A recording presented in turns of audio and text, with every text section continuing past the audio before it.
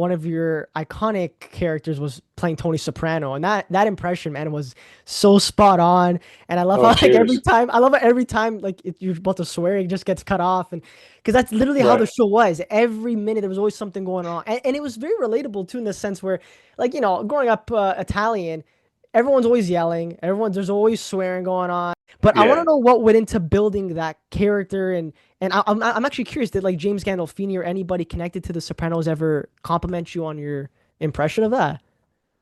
I met I met I met Steve Sciarippa and Vinny Pastore. I did meet James Gandolfini once, very briefly. Um, and Tony, I'm forgetting the last name of the gentleman who plays Paulie Oh, Walnuts. Sirico, yeah. Tony Sirico. Yeah, worked with Vincent Pastore very briefly, and then had a great time. But yeah, I remember that if I'm remembering correctly, Tony Sirico was the only one who was like, "Hey, you did that thing." I don't know. That's all he said. I don't know if he dug it or not. Hey, you did that thing. So yeah, which is cool. For me, it's like all the weird stuff we did on Mad TV. I'd prefer to not run into anyone that I lampoon because it's like it's like all right, I'm doing this. It's all right. It's nothing like you, or we took it too far, or whatever. I really don't want to. I never bring it up if I meet people, but Hmm. yeah, we just that sketch was. Such a pure sketch. It was written by a guy named Brian Adams, not the Canadian rock star, um, who's a fantastic comedy writer who just had that very pure idea of like, oh, it's The Sopranos, but it's on this PAX network, which is like a Christian cable network, so they can't swear.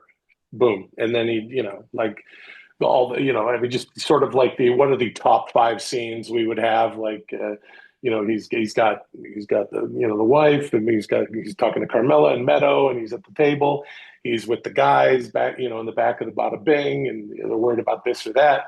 He's got to shoot someone in the head in his office.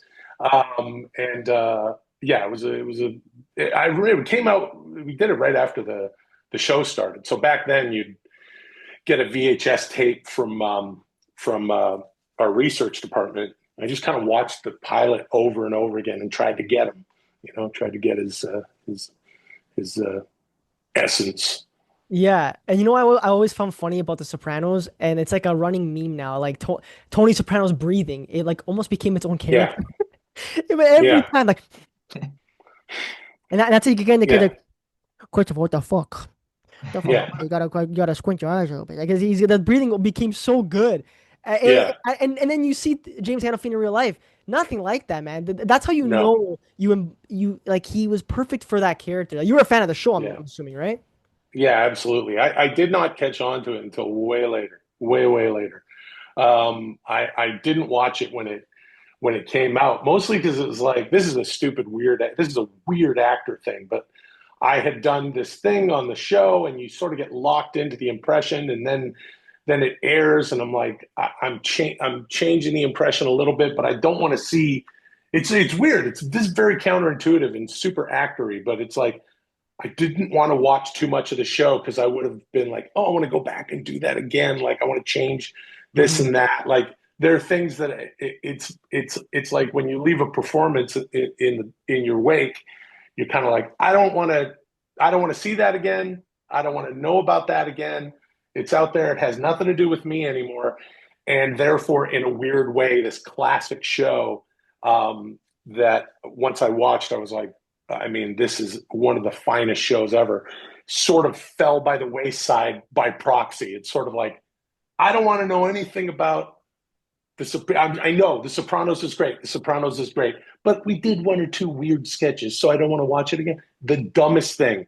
And then, a couple of years go by, and then you want to watch the show. And I mean, that character, whatever. Tony Soprano is one of the most interesting, I guess you could call him a Anti-hero, right?